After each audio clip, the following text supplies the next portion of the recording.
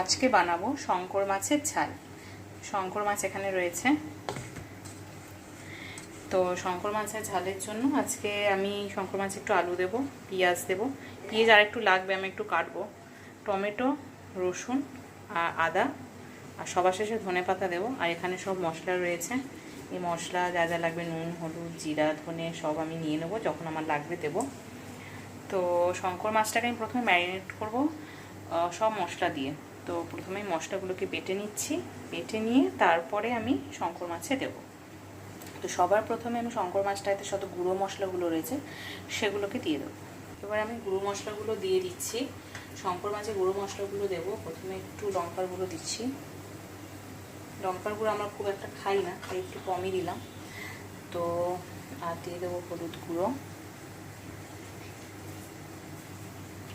আর একটু হলুদ গুঁড়ো দেবো, কেননা আমি একবারই হলুদটা দিয়ে দিচ্ছি।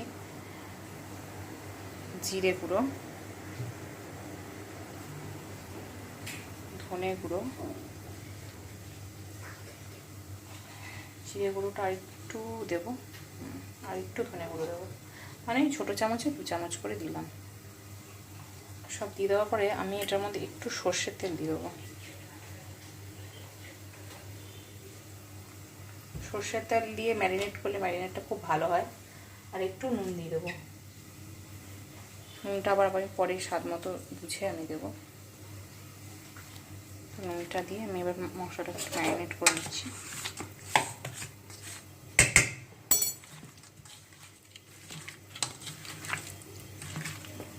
শঙ্কর মাছ অনেকেরই খুব প্রিয় মাছ, কিন্তু রান্নার পদ্ধতিটা অনেকেই জানে না। অনেকেই এই মাছটা রান্না করতে গিয়ে ভেঙে ফেলে বা মাছটা গুঁড়ো গুঁড়ো হয়ে যায়, এরকমও হয়েছে। এই যে আমি ভারী করে মশলাটা মাখিয়ে নিলাম, নিয়ে কিছুক্ষণ রেখে দেবো, ততক্ষণ আমি এই বাটা মশলাটা রেডি করে নেব। তো এই মশলাটা ম্যারিনেট করে রাখলাম যাতে করে এটা বেশ কিছুক্ষণ থাকে, তাহলে এটা ভালো হবে।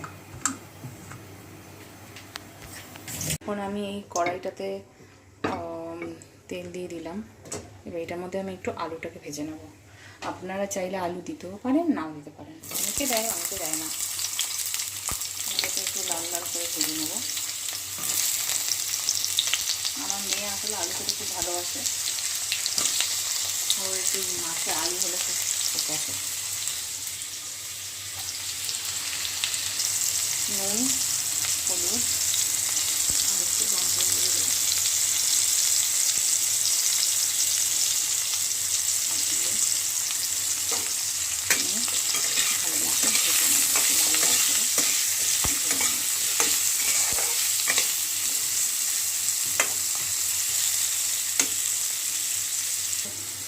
আলুটা ভাজা হয়ে গেছে, আমি তুলে রাখছি আলুগুলো।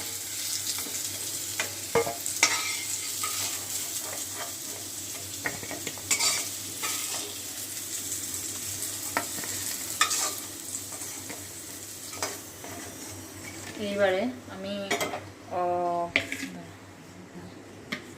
আমি মশলাটা এই যে বেটে নিয়েছিলাম, তো এই মশলাটাকে আমি কষতে দেবো আগে। তার আগে টমেটোটা ভাজবো।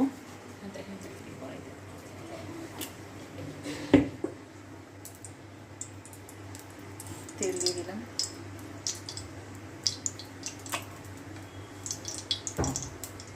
তেলের মধ্যে আমি দিয়ে দেবো একটু জিরে সামান্য,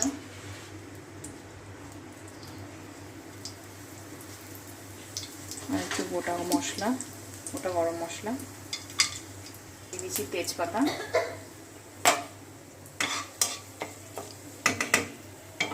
এবার আমি যে বাটা মশলাটা রয়েছে ওটা দিয়ে দেবো।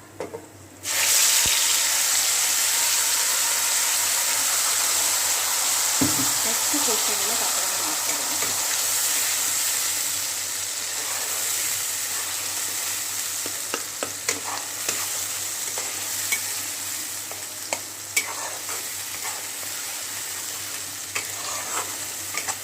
ভালো করে মশলাটাকে তেলের সাথে মিক্স করে নিচ্ছি। এবার আমি এটাকে কষতে দেবো। কষে যাবে, জলটা টেনে যাবে যখন, তখন এই মাছটা দিয়ে আবার কষাবো। আচ্ছা, আর একটা জিনিস, এইটা কষতে কষতে আমি এটা মানে টমেটোটা দিয়ে দিচ্ছি। টমেটোটা আমি করেছি, টমেটোটা দিয়ে দিচ্ছি, তাহলে এটা টমেটোটা নরম হয়ে যাবে, মশলাটা 1 চামচ এটার মধ্যে নুনও দিয়ে দেবো, টমেটোটা যাতে সিদ্ধ হয়ে যায় প্রপারলি। ভালো করে মিক্স করে নেব। টমেটো, আদা, রসুন, পেঁয়াজ, কাঁচা লঙ্কা সব বেটে এবার এটাকে আমি একটু কষতে দেবো। ঢাকা দিয়ে কষাবো যাতে টমেটোটা পুরোপুরি সিদ্ধ হয়ে যায়।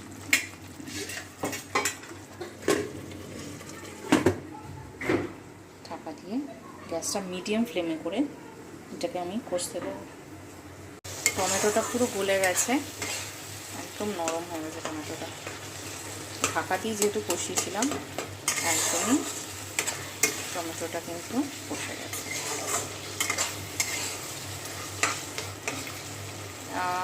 এবার একটু আমি হাই ফ্লেমে করে এটাকে আরেকটু কষিয়ে নেব। মিডিয়াম ফ্লেমে এতক্ষণ কষাচ্ছিলাম যাতে করে লেগে না যায়। আমার একটু ভয়ই লাগে যাতে যে গেলে আবার অসুবিধা হয়ে যাবে পুরো। তো এটা মোটামুটি হয়ে এসছে, আর একটু কষাবো শুরু করেছে। এবারে মাছটার আলুটা দিয়ে দেবো। এবারে যখন আমি মাছ আর আলুটা দেবো আমি কিন্তু বেশি মাছটা দিয়ে জাস্ট নাড়িয়ে চালিয়ে বেশি নাড়াবো চাড়াবো না, মানে অতিরিক্ত নাড়ালে কিন্তু মাছটা ভেঙে যেতে পারে। আমি যেহেতু মাছটাকে ভাজিনি বা এসব কিছু করিনি, একদম মশলার সাথেই মাছটাকে রান্না করবো, সেই মশলাটা একটু কাঁচা থাকে, মানে খুব যেন কষে না, সেই মশলাটা একটু কাঁচা থাকে, মানে খুব যেন কষে না যায়, এটা থাকতেই কিন্তু আমি মাছটাকে দিয়ে দেবো। এই যে মাছটা দিয়ে দিচ্ছি।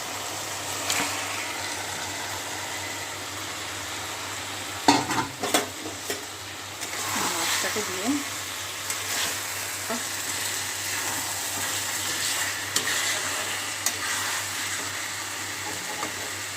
মাছটাকে কষিয়ে নিচ্ছি ভালো করে, মশলাটাকে মাখিয়ে নিচ্ছি।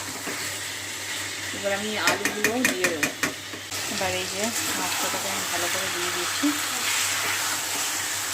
এই শঙ্কর মাছ, আলু আর মশলাটা মাখিয়ে রেখেছিলাম আমি, গুঁড়ো মশলাগুলোকে আমি আগে থেকেই মাখিয়ে রেখেছিলাম, ভালো করে দিয়ে দিলাম।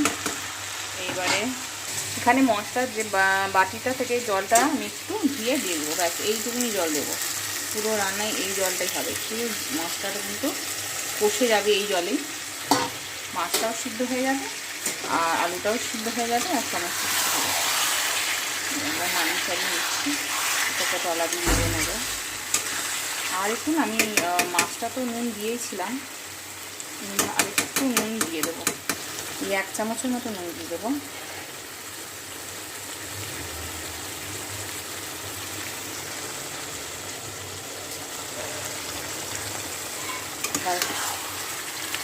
আর বেশি কিছু করবো না। মাংস যেরকম কষতে রান্না হয়ে যায়, হাফ রান্না চিকেন, ঠিক সেরকম এই শঙ্কর মাছটাও কিন্তু কষতে রান্না হয়। ঢাকা দিয়ে এবারে এই 5 মিনিট এখন ঢাকা দিয়ে আরেকবার দেখবো কতটা হয়েছে। এই যে আমার মাছ কিন্তু একদম রেডি। যখন মশলাটা কষে গেছিলো আমি ধনে পাতা, গরম মশলা দিয়ে মাছটা নামিয়ে নিয়েছি। সুন্দর মাখা হয়েছে, সুন্দর দেখতে হয়েছে, আর গন্ধও খুব সুন্দর বেরোচ্ছে। খুব ইজি, মানে জাস্ট 10 মিনিটের মধ্যে নামিয়েছি আর হয়ে গেছে, কষে গেছে, নামিয়ে নিয়েছি। বেশিক্ষণ লাগে না, বেশিক্ষণ রেখে দিলে কিন্তু মাছগুলো ভেঙে যেতে পারে, তাই আমি একদমই বেশিক্ষণ রাখিনি। যখনই দেখেছি মশলাটা কষে গেছে, তেল ছেড়ে দিয়েছে, সামান্য একটু কাঁচা সরষের তেল আমি ওপর থেকে দিয়েছিলাম, তারপরে গরম মশলা ধনে পাতা দিয়ে নামিয়ে দিয়েছি।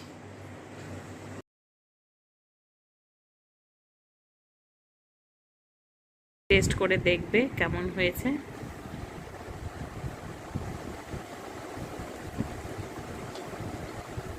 মাছ নে